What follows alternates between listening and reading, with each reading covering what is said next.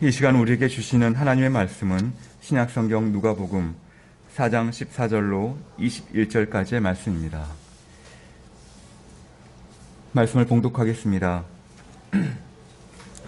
예수께서 성령의 능력으로 갈릴리에 돌아가시니 그 소문이 사방에 퍼졌고 친히 그 여러 회당에서 가르치심에 무사람에게 칭송을 받으시더라.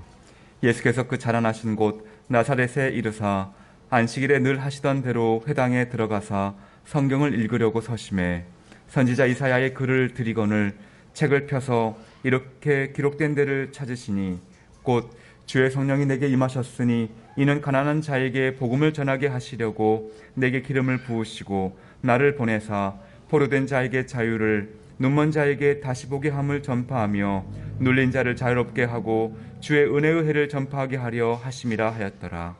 책을 덮어 그 맡은 자에게 주시고 앉으시니 회당에 있는 자들이 다 주목하여 보더라. 이에 예수께서 그들에게 말씀하시되 이 글이 오늘 너희의 귀에 응하였느니라 하시니 아멘. 이 시간 하나님의 말씀은 반드시 성취됩니다 라는 제목으로 목사님 말씀 전하시겠습니다.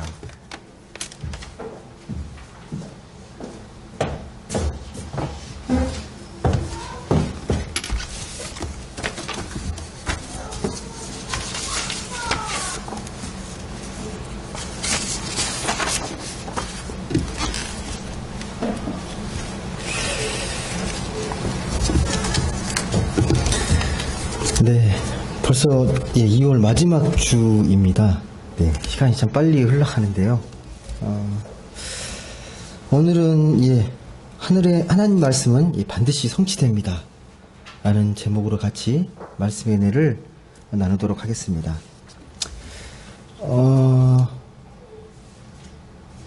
예수님의 그 공생의 시작은요, 회당에서 말씀을 선포하는 것으로 시작이 됩니다. 예수님이 공생의 시작을 어떻게 잡냐? 예수님께서 회당에 들어가셔서 말씀을 선포하신 것으로 예수님의 공식적인 활동이 시작되었다라고 이야기합니다. 그 회당에서 일어난 한 사건이 오늘 말씀에 기록이 되어 있습니다. 먼저 이 말씀을 좀 이해하시려면요, 이 말씀이 어떤 흐름 속에서 진행되는지를 아셔야 이게 좀 의미가 더 깊게 다가옵니다. 14절과 15절 말씀을 보시게 되면요, 예수께서 성령의 능력으로 갈릴리에 돌아가시니 그 소문이 사방에 퍼졌고 친히 그 여러 회당에서 가르치심에 무사람에게 칭송을 받았다라고 기록되어 있습니다. 그 전에 무슨 일이 있었냐면 예수님이 이제 세례 요한에게 세례를 받습니다. 세례를 받으시고 성령의 충만함으로 이 마귀에게 이끌려서 광야로 들어가요. 이 누가복음의 말씀에 의하면 그래서 40일 동안 시험을 받습니다. 그 시험을 통과하고 나서 이제 갈릴리로 가서 이제 말씀을 전하기 시작하는 거예요. 성령 충만한 능력으로 우리 주님께서 회당에 들어가서 말씀을 가르치십니다. 근데 그 말씀의 능력이 워낙 탁월하고 워낙 놀라워서 그 소문이 사방이 퍼져요. 칭송받았다라고, 무사람에게 칭송받았다라고 되어 있습니다. 처음에 갈릴리로 갔습니다. 갈릴리로 갔다가 이게 어디로 이동하냐면 자기 고향인 예수님의 고향이었던 나사렛에 들어가신 거예요. 나사렛에 들어가셔서 거기서도 우리가 말하는 소위 주일이 돼서 안식일이 되어서 우리가 교회 가듯이 회당에 가셔서 거기서도 말씀을 가르치십니다. 근데 그 말씀이 어떤 말씀이냐면요, 너무도 우리가 잘 알고 있고 너무 중요한 말씀을 선포하십니다. 너무 중요하기 때문에 여러 회당에서 가르쳤던 말씀 중에 가장 중요한 말씀이 오늘 성경에 기록이 되어 있습니다. 예수님의 그 사역의 핵심입니다. 예수님이 왜 이렇게 사역하시는지를 알 수 있는 그 가장 기본적인 그 본질이 오늘 말씀에 명확하게 기록되어 있습니다. 어떤 말씀을 읽었냐? 이 구약에 있는 말씀을 읽잖아요. 당시에는 여러분처럼 지금 성경을 읽는 게 아니라 회당에 보관되어 있던 이 두루마리 성경을 가져와서 그 말씀을 펼쳐서 읽거든요. 그러니까 회당에 오신 분들은 성경책이 없어요. 오로지 말씀을 들으려면 거기서 들려오는 말씀밖에 들을 수 없습니다. 이제 주님이 이 두루마리 이 성경을 펼쳐서 읽었던 말씀이 무슨 말씀이냐면 이사야 61장 말씀이에요. 메시아에 대한 말씀입니다. 메시아. 그게 61장 원래 1절과 2절 말씀인데요. 그 말씀이 명확하게 기록이 되어 있습니다. 한번 보시겠습니까? 17절과 18절 어떤 말씀을 읽었는지가 기록이 되어 있거든요. 다시 한번 좀 보겠습니다. 선지자 이사야의 글을 드리거늘 책을 펴서 이렇게 기록된 데를 찾으시니 곧 읽습니다. 주의 성령이 내게 임하셨으니 이는 가난한 자에게 복음을 전하게 하시려고 내게 기름을 부으시고 나를 보내사 포로된 자에게 자유를 눈먼 자에게 다시 보게 함을 전파하며 눌린 자를 자유롭게 하고 이 말씀을 읽었습니다. 이 말씀이 이사야 말씀입니다. 이사야 말씀. 예. 메시아가 오실 거다. 그 메시아가 하시는 사역이 뭐냐? 가난한 자에게 복음을 전하게 하시려고 나를 보내셨는데 포로된 자에게 자유를, 눈먼 자에게 다시 보게 함을, 눌린 자를 자유롭게 하는 그 말씀을 선포하십니다. 매우 중요한 말씀. 예수님의 그 핵심 사역의 본질입니다. 예. 근데 참고로요, 이 말씀이 예수님이 읽었던 당시 500년 전이에요. 예수님은 500년 전의 말씀을 지금 꺼내서 읽으신 거예요. 그가 바로 나라는 걸 이제 명확하게 보여주시기 위해서.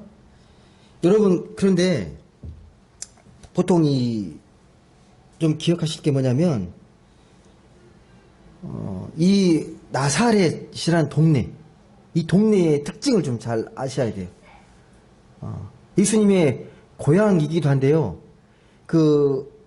원래 이스라엘 백성들은 성전에서 예배를 드렸잖아요. 성전에서 예배 드렸는데, 바벨론 포로로 끌려고 나서 성전이 다 파괴되니까 이 포로지에서는 예배를 드릴 수가 없잖아요. 그래서 대신 지었던 게 회당이에요, 회당. 거기서 모여서 집회도 하고, 교육도 받고, 기도했던 장소가 회당이거든요. 이 회당으로, 회당이 여러 곳 생기는 거죠. 성전에서 모일 수 없으니까 회당에서 모이게 됩니다. 그런데 예수님께서 이 말씀을 읽고 나서요, 감독이라 그러거든요. 이 말씀이 어떤 의미인지를 해석을 합니다.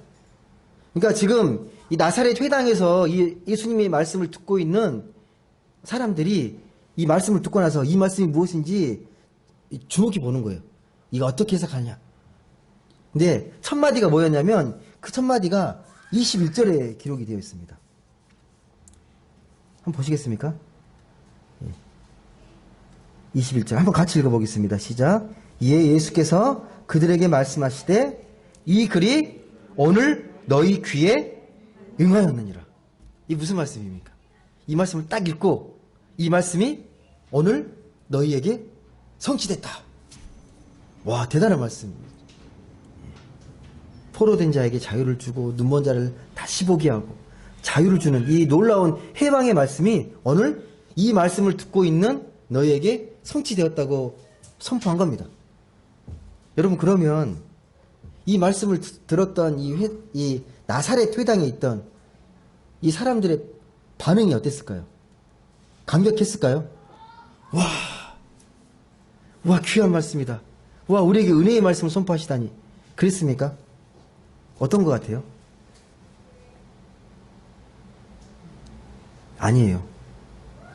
전혀 상반된 반응을 보입니다. 다시 말씀드리지만 이게 나사렛이잖아요. 예수님의 고향인데 이 나사렛에 대한 인식이 어떤 인식이었냐면요. 요한복음 1장에 보시게 되면 그 예수님께서 이제 제자들을 막 부르시거든요. 그 중에 나다나엘도 이제 찾아가서 부르시려고 하는 장면이 있는데, 여기 내가 메시아를 만났다. 막 이야기하니까 나다나엘이 뭐라고 하냐면, 무슨 나사렛에 선한 것이 나오냐. 거기는 그런 인물이 나올 수 없는 그런 시골 변두리 마을이고 말도 안 된다. 나사렛에 대한 인식이 그래요. 당시 나사렛은 그런 곳이에요. 변두리예요. 예. 그런 인물이 나올 수가 없어요. 그게 인식입니다. 나사렛에 대한 인식. 그러니까 예수가 어느 날 세례받고 와서 말씀을 가르치고 하는 것들이 나사렛 동네 사람들은요 말도 안 되는 일입니다. 그래서 그러잖아요. 반응이 뭐였냐면 말씀 읽어보시면 야 쟤는 요셉의 아들 아니야? 요셉의 아들이 아니야? 이게 무슨 말이냐면 요셉이 목수잖아요. 목수 아들이잖아. 목수 아들이 뭐 메시아야? 사람이 대단한 사람이야? 라는 반응인 거예요. 그래서 이 오늘 말씀 잘 보시면요. 말씀을 다 듣고 난 후에 반응이 뭐냐면 크게 화를 냅니다. 엄청 화를 내요. 이게 좀 비유에 거슬리는 말을 하거든요. 그 나오잖아요. 뒤에 계속해서 보시면 뭐라고 얘기합니까? 23절 보시겠습니다. 아직 뒤에 나온 말씀이긴 한데 예수께서 그들에게 이르시되 너희가 반드시 의사야 너 자신을 고치라는 속담을 인용하여 내게 말하기를 우리가 들은 바 가버나움 행한 일을 내 고향 여기서도 행하게 하리라. 그 말씀들이 계속 보시게 되면요. 니네들은 말씀을 듣고도 깨닫지 못하고 다 이방 땅으로 흘러갈 거라는 그러니까 말씀을 받아들이지 못하는 너희들의 강팍한 마음에 대해서 안타까워하시면서 말씀을 계속 이야기합니다. 그래서 반응이 뭐였냐면요. 예수를 끌고 가요. 낭떠러지로 떨어뜨리려고. 예. 너무 화가 나가지고 네가 뭔데? 네가 뭔데 우리를 이렇게 평가해? 그래서 끌고 가서 낭떠러지에 떨어뜨려 죽일 뻔했습니다. 고향 사람들이요. 이게 반응이에요. 말씀을 듣고 난 반응이에요. 그러니까 이 말씀을 듣고 나서 이 나사렛 회당에 있던 사람들의 어떤 느낌을 받은 거냐면 이 말씀을 이해를 못했거나 아니면 이 말씀을 거부했다라는 말이 돼요.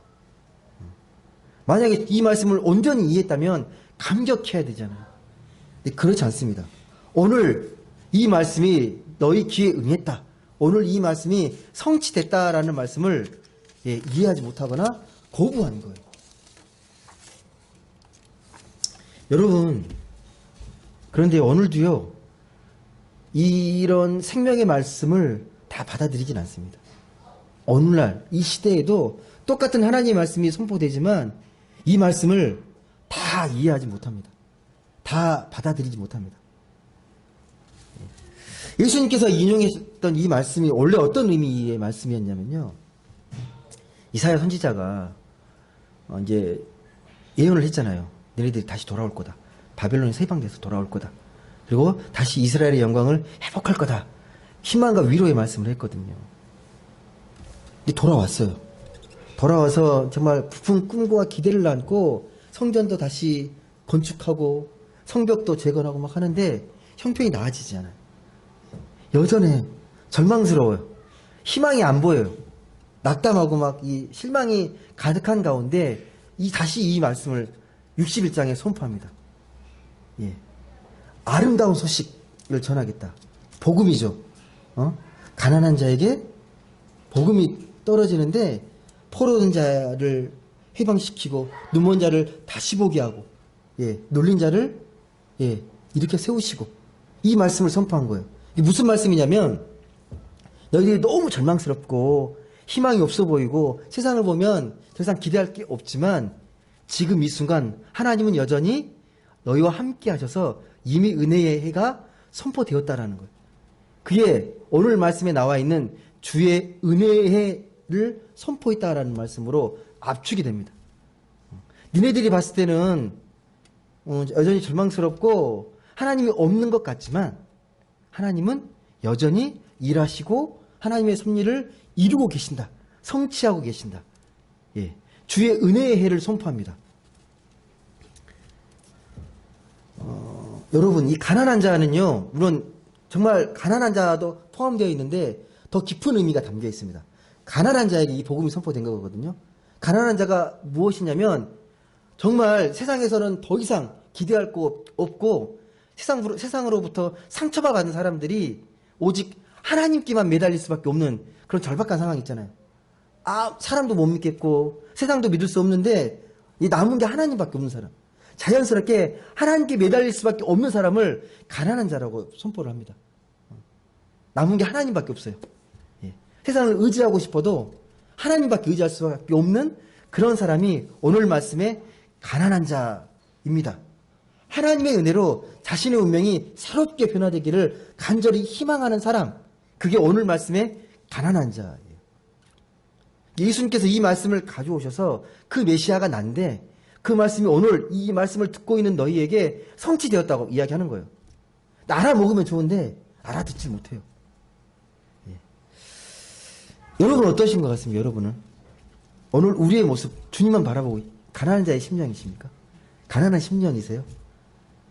뭔가 다른 걸 좀 기대하고 희망을 많이 갖고 살지 않습니까? 솔직히 하나님께만 희망을 두고 살고 계십니까? 하나님에게만, 하나님의 나의 전부야. 주님만으로 만족해. 하나님이 나의 온전한 나의 전부야. 희망이야라고 선포하고 계십니까? 솔직히 하나님 아닌 다른 것에 조금 희망 걸잖아요. 하나님 아닌 것, 다른 것.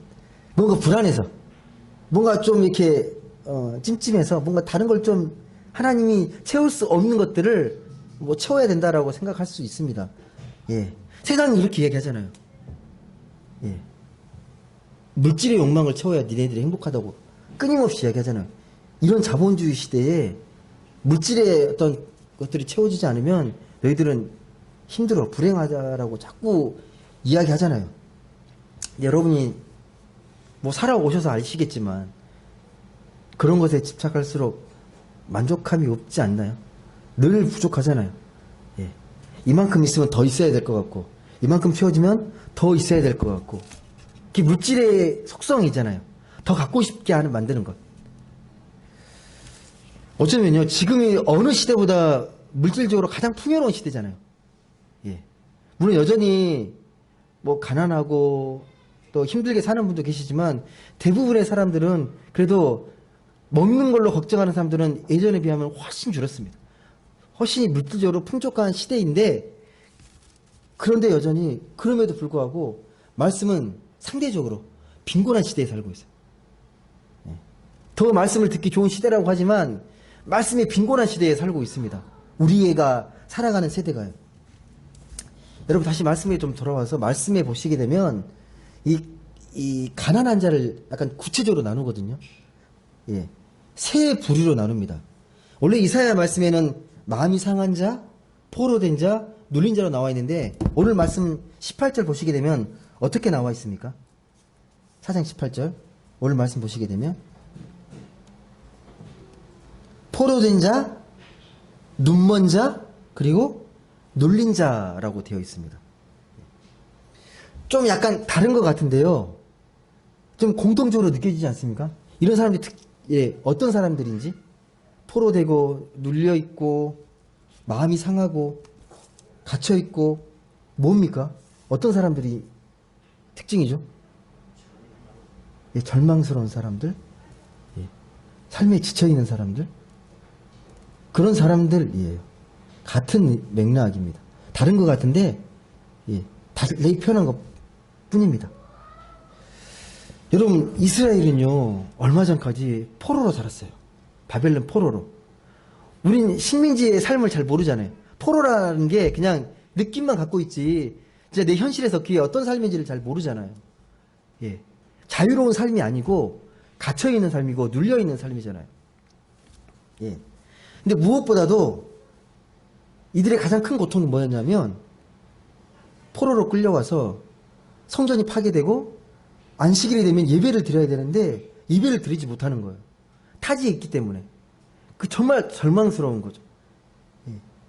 그게 얼마나 마음이 무너졌겠습니까? 예. 안식일 예배 드리는 게 당연하고 별거 아니었는데 어느 순간에 그게 너무 귀해진 거예요. 예배 드리고 하나님 만나고 경험하는 것, 함께 모여서 공동체로 예배하는 것, 그러지 못하는 거예요. 예, 마음이 무너졌겠죠. 예, 갇힌 자의 심정이었겠죠. 눌린 자의 심정이었겠죠. 그런 절망적인 상황에서 이사야가 그들을 위로하면서 선포한 말씀 19절 이 말씀 같이 읽어보겠습니다. 4장 19절 말씀 같이 읽겠습니다. 시작. 주의 은혜의 해를 전파하게 하려 하심이라. 주의 은혜의 해. 주의 은혜의 해가 뭔지 아세요, 여러분? 많이 들어보셨겠지만 주의 은혜의 해.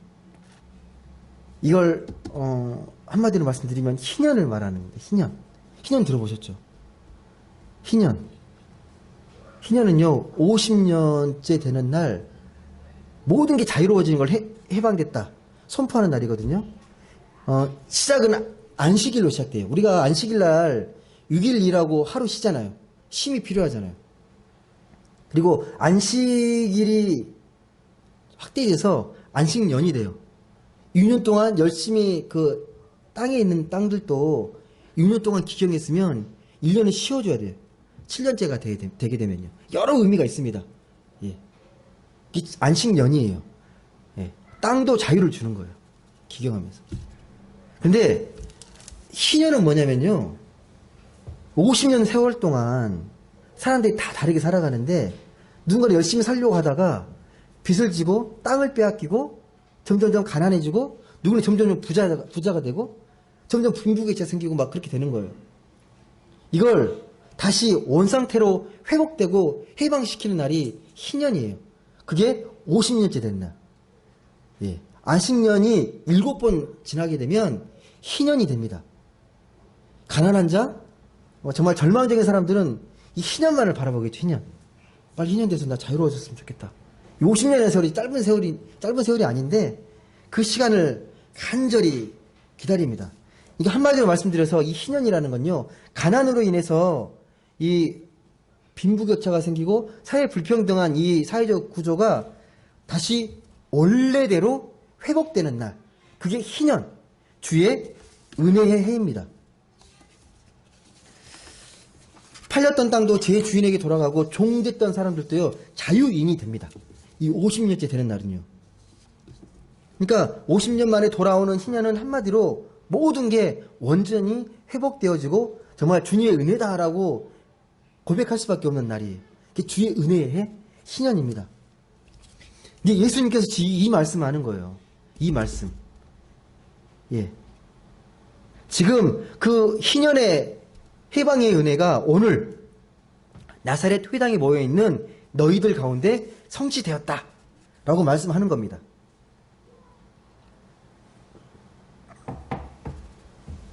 그러니까 이 말씀을 정말 제대로 이해했다면 감격하고 기뻐해야 되잖아요. 희망의 말씀, 위로의 말씀, 정말 은혜의 말씀이잖아요. 근데 그 말씀을 거부합니다. 여러분, 문제가 뭐라고 생각하세요? 이 말씀을 듣고 왜 말씀대로 받아들이지 못하고 왜 거부했을까요? 문제가 뭐예요? 회당에 모인 사람들이 어리석어서? 예수님이 선포했던 말씀의 방식이 좀 문제가 있나요? 좀 이해하기 어렵게 선포하신 건가요? 어떻게 생각하세요? 예수님은 그러면 이 말씀을 선포하실 때 무슨 근거로 이걸 이렇게 오늘 말씀이 다 이루어졌다 이렇게 선포하셨을까요? 예, 가벼운 말씀이 아니거든요. 여러분이 그 자리에 앉아 있었다라면 아멘 하고 여러분이 화답하실 수 있냐라는 거예요. 예수님께서 이 말씀을 선포하게 되면 와, 드디어 나도 해방됐구나. 감격과 기쁨 속에서 이 말씀을 받아들일 수 있냐라는 거죠. 여러분, 좀 짐을 바꿔가지고요. 이 희년이라는 게 정말 좋잖아요. 정말 좋거든요. 정말 이게 실현됐을까요? 이 말씀대로 이 희년이 정말 한 번이라도 세상에서 실현됐다고 생각하십니까? 이 말씀대로? 예? 세상에서 실현되지 전례가 없습니다. 예. 이게 못 믿어 할 수도 있어요. 그냥 인사치레로 그냥 뜬구름 잡는 이야기? 되게 이상적인 유토피아를 이야기한다고 생각할 수도 있어요. 한 번도 실현된 적이 없는 말씀인데 오늘 성취됐다 그러니까 현실하고 안 맞는 거예요. 현실하고 안 맞는 거예요. 근데 여러분, 이 말씀은요, 예수님에게 매우 중요한 핵심적인 말씀이거든요. 예수님의 그 사역의 그 중심은 이 희년의 말씀입니다. 이것 때문에 오신 거예요. 그러니까 나중에 뒤에 보시면 이 말씀을 선포하시고 병든 자를 고치고 귀신을 쫓아내고 막 하잖아요. 그게 이 사역이에요. 그것 때문에 그 사역을 하시는 거예요. 예, 해방시키기 위해서, 죄로부터, 가난으로부터, 아픔으로부터 해방시키기 위해서 그 말씀을 선포하신 대로 그 사역을 실천해 나가신 겁니다. 그래서 예수님은 늘 가난한 자들과 죄인들과 함께 하셨습니다. 그냥 하신 게 아니에요. 본인의 정체성을, 메시아라는, 구주라는 정체성을 가지고 그렇게 하신 거거든요.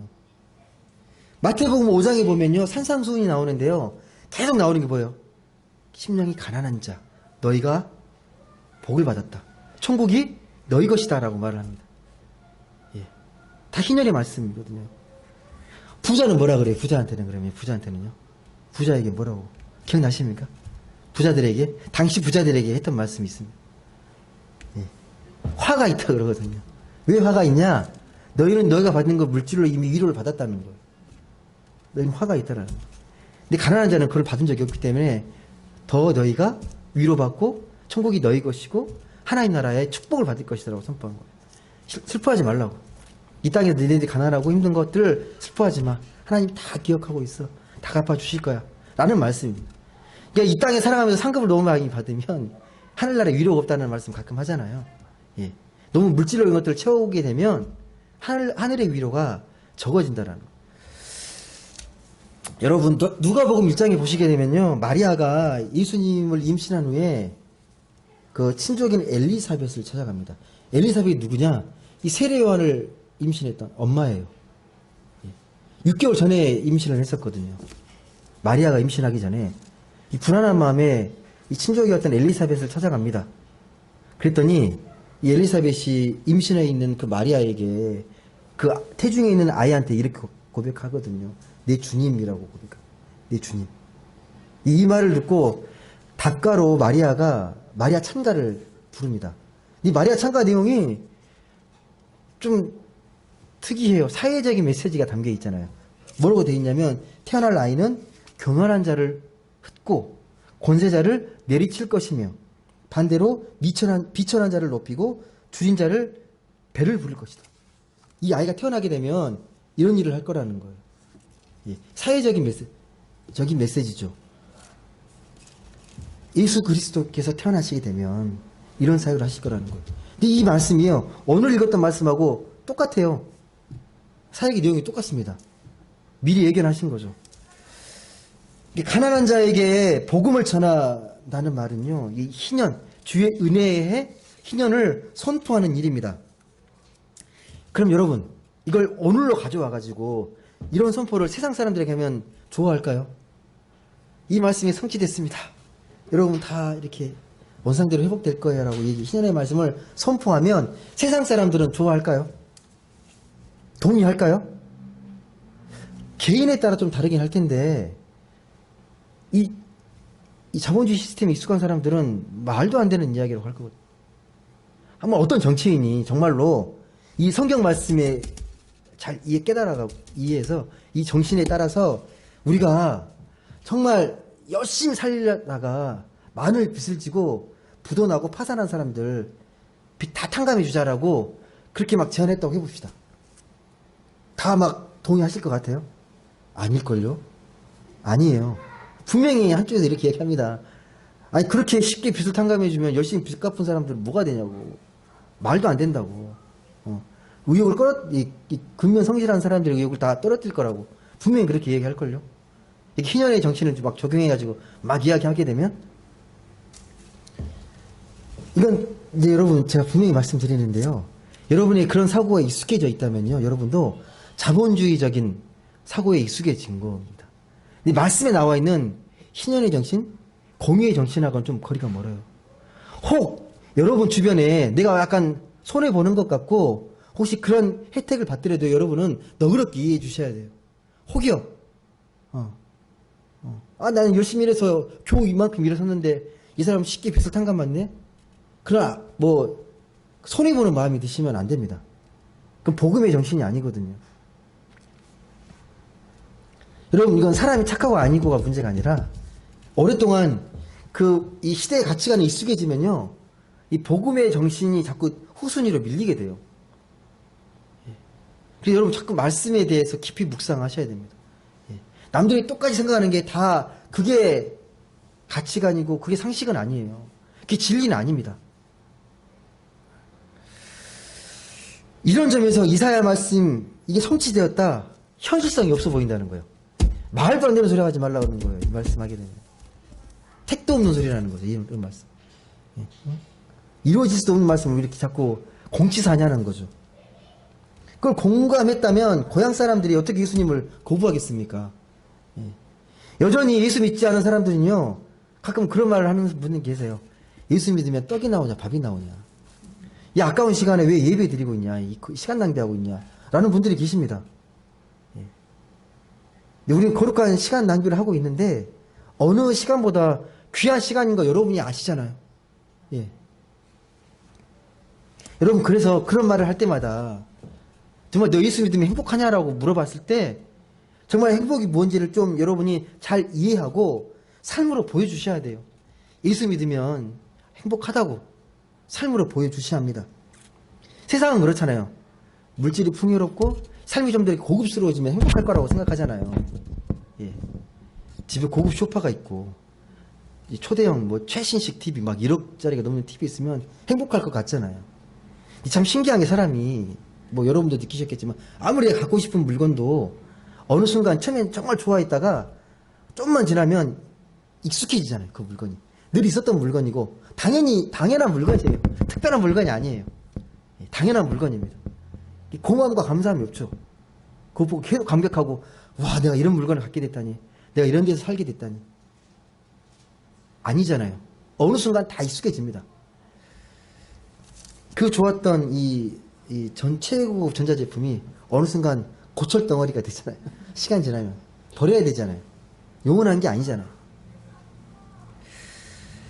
여러분, 세상이 말하는 행복이 참 행복이 아니라는 걸 여러분은 늘 마음속에 깊이 깨닫고, 그럴 때 보이는 이 욕망이라는, 이 물질의 욕망이라는 화려한 포장지에 속지 않도록 말씀의 은혜가 여러분의 마음을 사로잡아야 합니다. 예. 안 그러면 뭔가 다른 걸로 채워야 되기 때문에 물질과 소유로, 명예로 뭔가를 자꾸 채우려고 하죠. 오늘 이 말씀이 성취되었다는 예수님의 그 선포를 정확히 이해하려면요, 이 말씀의 본질이 세상적인 게 아니라 하나님 나라 차원인 것을 알아야 합니다. 늘 우리는 그 말씀이 당장 눈에 보이는 현실로 자꾸 대입시키니까 뜬구름 잡는 것 같고 이상적으로 여기지만 하나님 나라 차원에서는 이미 이루어졌다라는 거예요. 이루어지고 있고 완성되어 간다라는 겁니다. 우리의 삶이 하나님의 시간 속에 계속 성취되고 있습니다. 여러분은 못 느끼겠지만 하나님은 여러분을 통해서 하나님의 역사를 계속 써 내려가고 계세요. 여러분의 손길과 여러분의 행동과 여러분의 언행을 통해서 하나님의 나라가 계속 쓰여지고 확장되고 있습니다. 관건이 뭐냐면, 그래서 여러분, 예수님께서 선포하셨던 오늘 이 말씀, 희년의 말씀, 하나님의 나라, 어떻게 우리가 실제적인 삶 속에서 느끼고 경험하고 실감할 수 있느냐는 거죠. 이런 말씀을 내가 어떻게 현재의 삶 속에서 정말 영적인 현실로 내가 느끼고 체험할 수 있냐라는 게, 그게 열쇠입니다. 어떻게 가능할까요? 여러분, 하나님 나라가 지금 계속 성취되어 가고 있고 하나님의 역사가 섭리 가운데 이루어지고 있음을 여러분 어떻게 느끼십니까?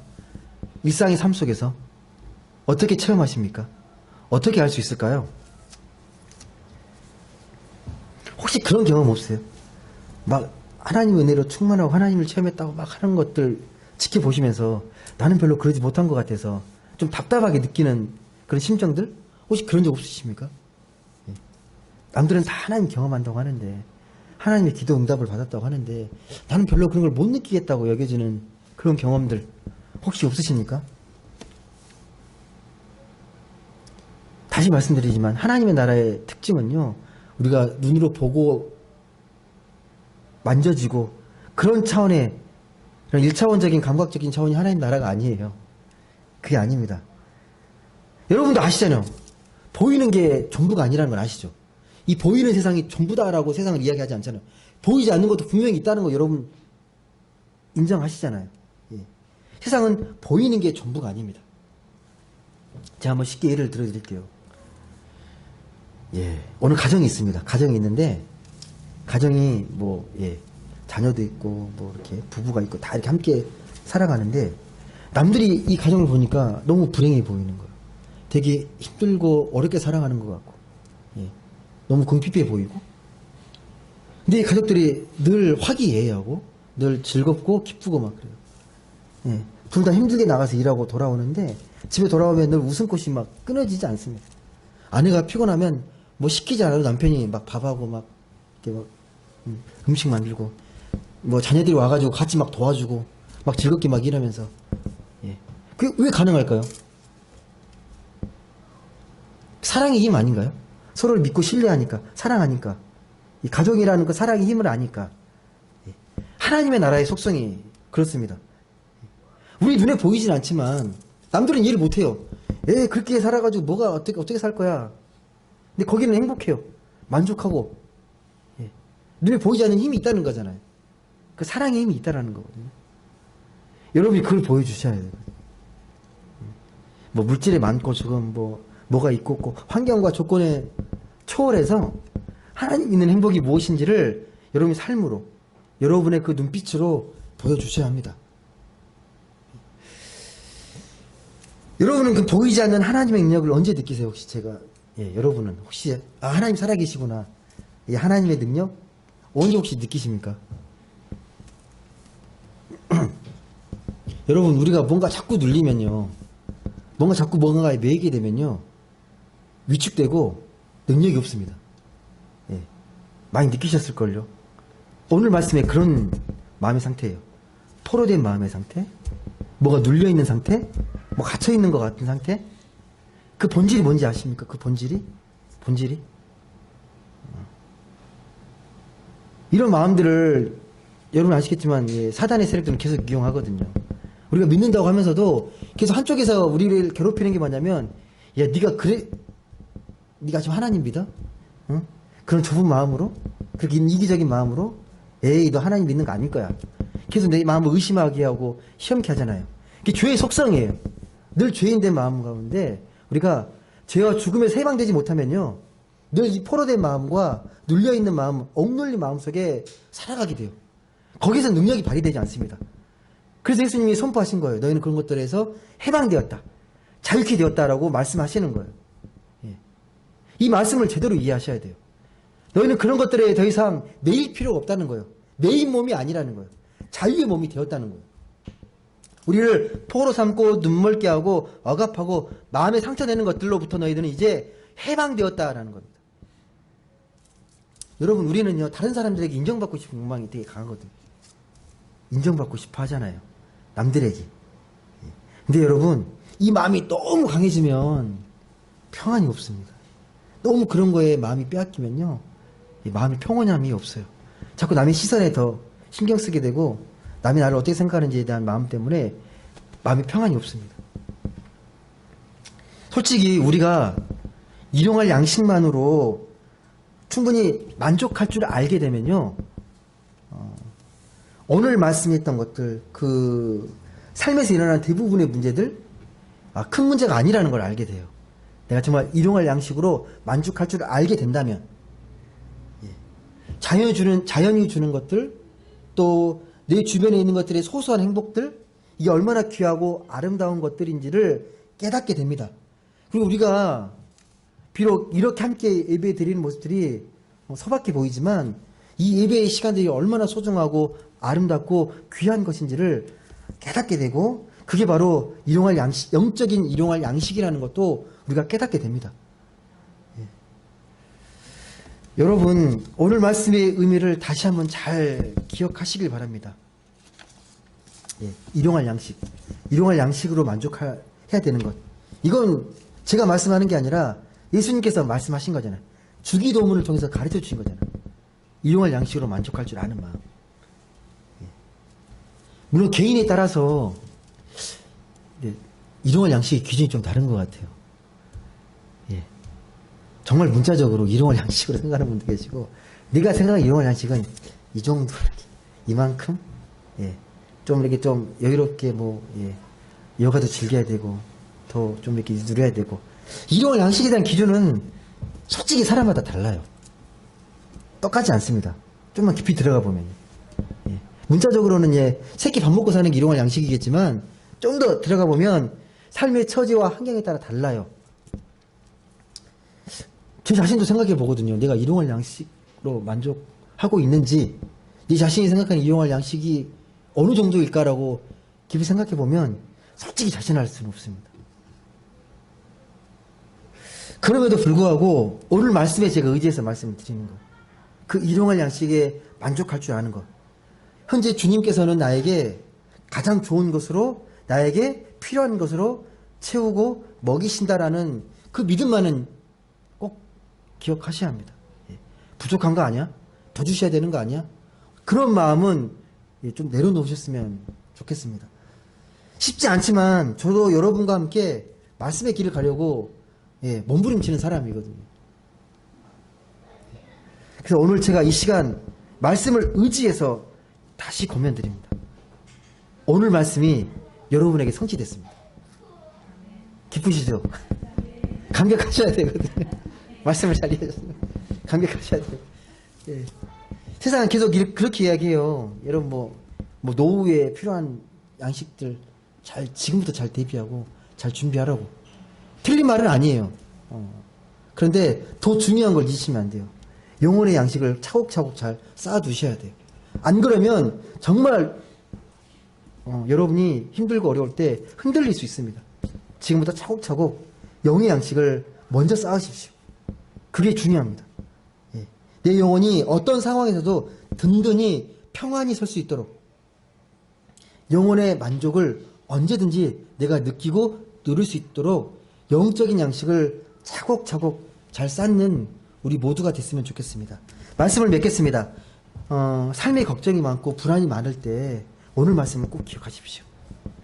예, 오늘 말씀이 여러분 안에 성취되고 있습니다. 은혜가 선포됐습니다. 여러분이 해방된 몸이에요. 해방되셨어요. 세상으로부터, 죄로부터, 죽음으로부터, 온갖 것으로부터 해방되고 하나님 나라의 당당한 백성이시잖아요. 그 믿음을 잃지 않으시고 아무리 앞이 캄캄해 보이고 비바람이시면서 자꾸 세상 속에 흔들리는 것 같지만 여전히 주님은 우리에게 생명의 불빛을 비추시면서 우리에게 다가오고 계심을, 또 우리가 그분에게 하루하루 매 순간순간 더 가까이 나아가는 그런 삶으로 우리의 영혼이 만족하는 삶으로 나아가는 우리 모두가 될 수 있길 주님의 이름으로 간절히 소망합니다. 기도하겠습니다. 사랑의 하나님 감사합니다. 오늘도 귀한 말씀과 또 은혜의 시간으로 함께해 주시니 감사합니다. 하나님, 매 순간 우리가 하나님을 믿는다고 하지만 여전히 마음 가운데 불안하고 뭔가 부족해 보이고 뭔가 만족하지 못하는 우리의 모습들을 종종 발견합니다. 하나님, 그럴 때마다 주님이 나와 늘 함께 하시고 내게 필요한 것들을 채워주시고 생명의 불빛을 우리에게 동일하게 한결같이 변함없이 비춰주시면서 점점 하나님께 가까이 나아가기를 원하는 그 주님의 마음을 깨닫고 영의 양식을 쌓아갈 줄 아는 우리 모두가 되게 하여 주옵소서. 오늘 말씀이 성취되었다는 이 말씀을 깊이 묵상하면서 주의 은혜에 희년의 말씀을 우리가 더욱더 깊이 되새기면서 그 말씀대로 살아가는 우리 모두가 되게 하여 주옵소서. 감사드리며 사랑이 많으신 예수님의 이름으로 기도드립니다. 아멘.